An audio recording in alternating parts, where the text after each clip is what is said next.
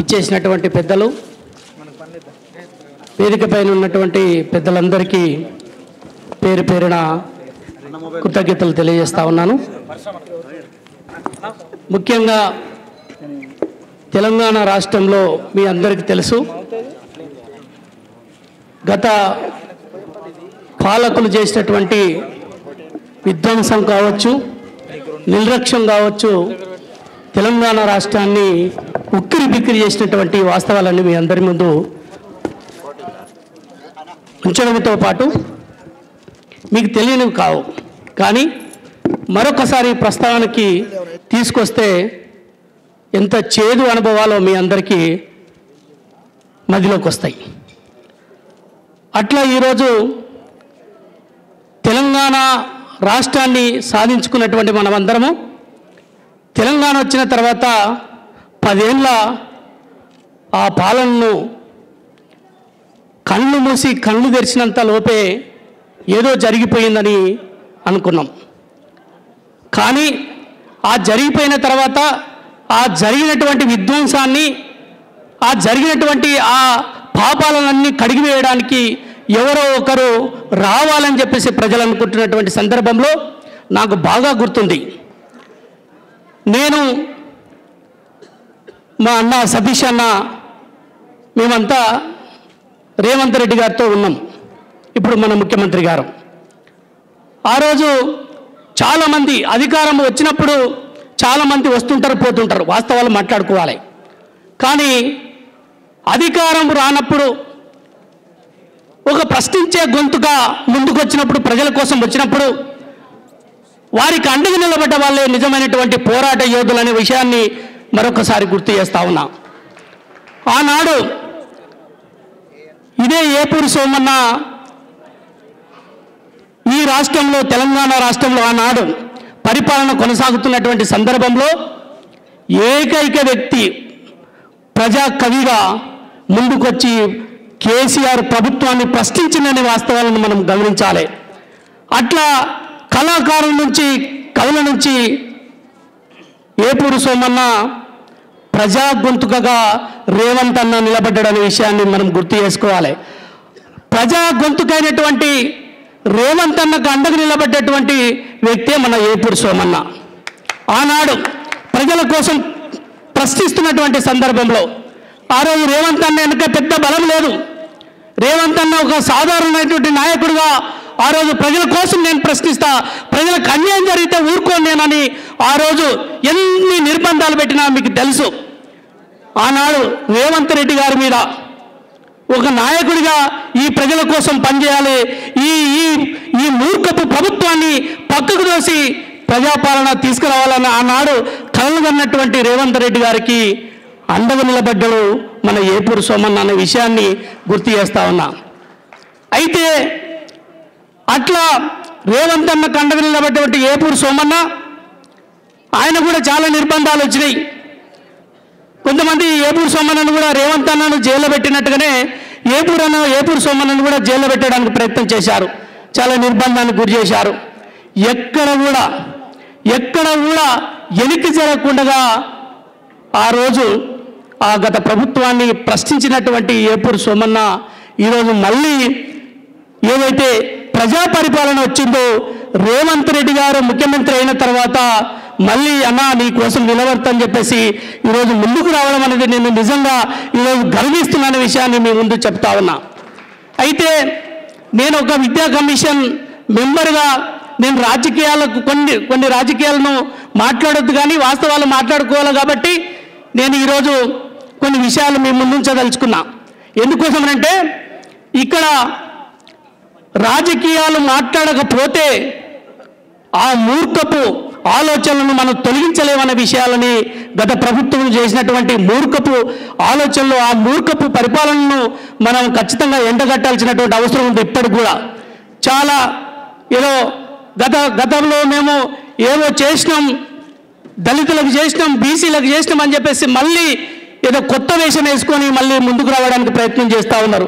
కవిత కావచ్చు, హరీష్ రావు కావచ్చు, కేటీఆర్ కావచ్చు, మళ్ళీ కేసీఆర్ కూడా ముందుకు వచ్చేటువంటి ప్రయత్నం చేస్తూ ఉన్నాడు. ఈ విషయాలన్నింటినీ మనం అర్థం చేసుకోవాలి.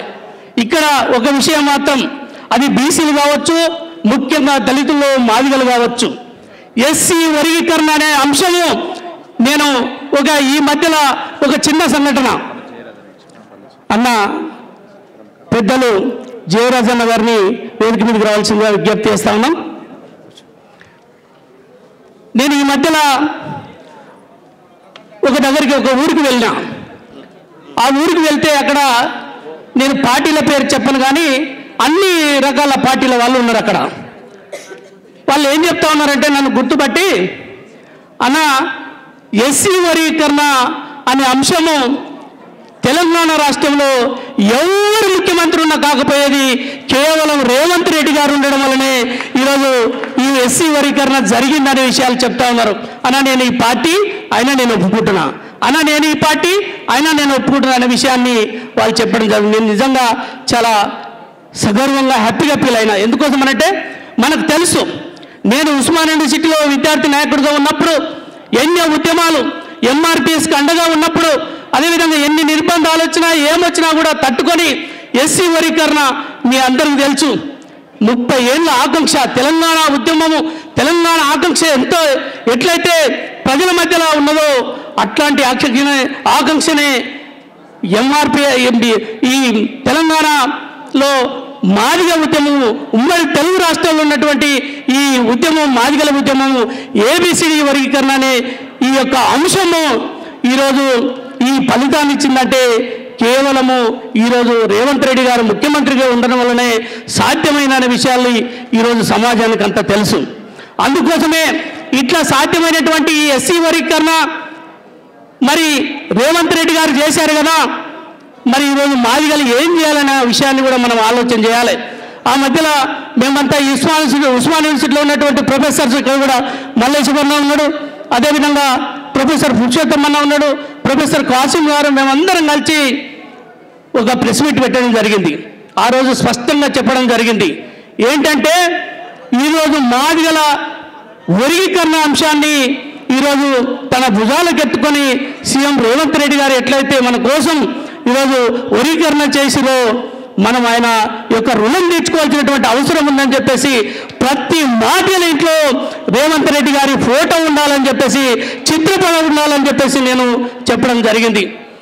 కాబట్టి నేను ఈరోజు ఒక విద్యా కమిషన్లో ఉన్నటువంటి విద్యా కమిషన్ మెంబర్గా నేను ఈరోజు మాదిగలకు అప్పీల్ చేస్తా ఉన్నాను.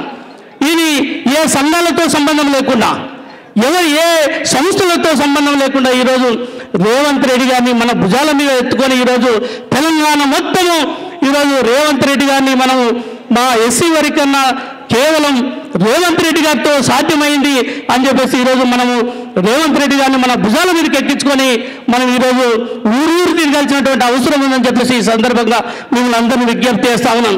అందులో భాగంగానే ఈరోజు ఏపూరు సోమన్న సీఎం రేవంత్ రెడ్డి గారికి ఈ ఆకాంక్ష, అదేవిధంగా బీసీల కులగణను చేపట్టి ప్రజా పరిపాలన కొనసాగిస్తున్నటువంటి ముఖ్యమంత్రి రేవంత్ రెడ్డి గారికి అండగా నిలబడాలి, నిలబడకపోతే చరిత్ర మనల్ని క్షమించదనే ఒక్క గొప్ప లక్ష్యంతో, గొప్ప ఒక దృక్పథంతో ఈరోజు మన ఏపూరు సోమన్న అనే టీం ఈరోజు పల్లెకు వెళ్ళిపోతుందన్నటువంటి ఈ సందర్భంలో ఈ యొక్క సన్నాహక ఈ సమావేశాన్ని ఏర్పాటు చేసి ఆడియో వీడియో ద్వారా ఈరోజు పల్లెకు ఈ యొక్క ప్రచారాన్ని తీసుకెళ్తున్నటువంటి సందర్భాన్ని ఖచ్చితంగా మేము అందరం కూడా ఆశిస్తూ ఏపూరు సోమన్నకు ప్రత్యేకమైనటువంటి ధన్యవాదాలు తెలియజేస్తున్నట్టు చెప్పేసి ఈ సందర్భంగా విజ్ఞప్తి చేస్తూ, చివరిగా ఒక మాట, ఏమైనా కూడా మాదిగలంతా కూడా ఈరోజు ఈ ఏ సంఘాలకు సంస్థలకు సంబంధం లేదన్నది ఇంతకుముందు చెప్పినట్టుగా మా అన్న పెద్దన్న మోల్పల్లి నరసింహులన్న కూడా ఈరోజు దీన్ని పెద్ద ఎత్తున బాధ్యత తీసుకోవాల్సినటువంటి అవసరం ఉందని చెప్పేసి నేను మోల్పల్లి నరసింహులన్నకు విజ్ఞప్తి చేస్తూ, అన్నా మీరు బాధ్యత తీసుకోండి, మీరు ముందుకు రండి, మీకు మాదిగల్లో కూడా మంచి పేరుంది. ఈరోజు కాంగ్రెస్ పార్టీ ఈరోజు మీరు ఉన్నారు. రేవంత్ ఒకరోజు చెప్పారు అన్న, నాకు ఏం చెప్పారంటే ఈరోజు ఏమైనా కూడా సీఎం రేవంత్ రెడ్డి గారు మన యొక్క ఆకాంక్ష నెరవేర్చిండ్రా, మనమంతా ఖచ్చితంగా తెలంగాణ మొత్తం రేవంత్ రెడ్డి గారికి జేజేలు పలకాలని చెప్పేసి అన్న మాతో చెప్పినటువంటి విషయాన్ని మీకు గుర్తు చేస్తా ఉన్నా. కాబట్టి మనమంతా కూడా ఖచ్చితంగా ముందుకు పోవాల్సినటువంటి అవసరం ఉందని చెప్తూ ఈ యొక్క అవకాశం ఇచ్చినటువంటి ఏపూరు సోమన్నకు ప్రత్యేకమైనటువంటి ధన్యవాదాలు తెలియజేస్తూ ముగిస్తా ఉన్నా. Thank you. థ్యాంక్ యూ అన్న. గట్టిగా చప్పట్లతో అన్నకు చారకొండ వెంకటేష్ అన్నకు ఉద్యమ వందనాలు.